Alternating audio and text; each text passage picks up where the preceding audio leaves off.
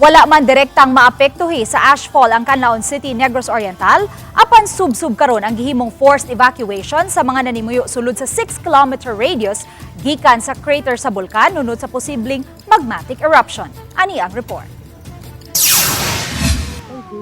Oh my gosh! Nagpadayon karon ang gihimong forced evacuation sa 5 ka mga barangay sa Canlaon City nga nasulod sa 6-kilometer radius gikan sa crater sa bulkan. Kini naglakip sa barangay Masulog, Pula, Malayba, Lumapaw ug Linuthangan. Base sa record sa DSWD-7, apektado niini ang 6,828 ka mga pamilya o 23,620 ka mga individual. Matod ni OCD-7 Director Joel Eristain, dakong hagit sa mga otoridad ang pagpabakwit sa maong mga residente. Ilabi na kay wa direktang maapektuhi sa ashfall ang maong mga dapit. With the explosive eruption last Monday, nakikita po nila na maaaring mangyari ulit yun at maaaring mas mapinsala. At hindi lang po ashfall ang makakapinsala nun, kundi yung lakas tapos baka magmatic eruption. Hinuon, gipasalig sa OCD-7 nga adunay igong supply sa N95 mask nga giapod-apod ngadto sa mga residente sa dapit. Lakip na ang mga relief packs. Gawas sa mga naka-preposition na nga mga relief goods sa Canlaon City, may mga preposition goods usab sa mga kasikbit nga mga lungsod sama sa Valle Hermoso, Gihulngan ug Dumaguete City.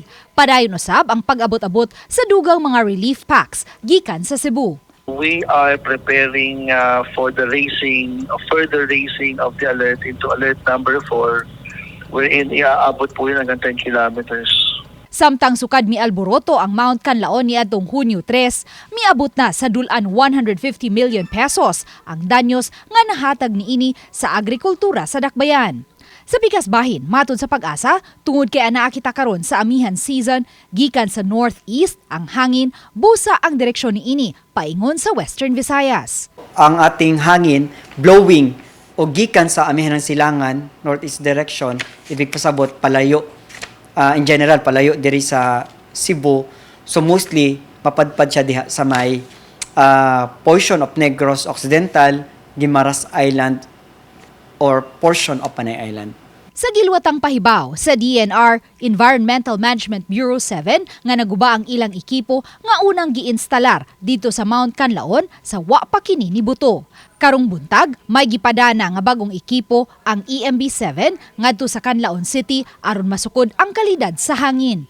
Hinuon may mga automatic monitoring stations nga giinstalar ang EMB7 sa Toledo City apan wa pay opisyal nga resulta nga gipagawas ang EMB7 sa kalidad sa hangin dinhi sa Subo sukad mibuto ang Mount Kanlaon.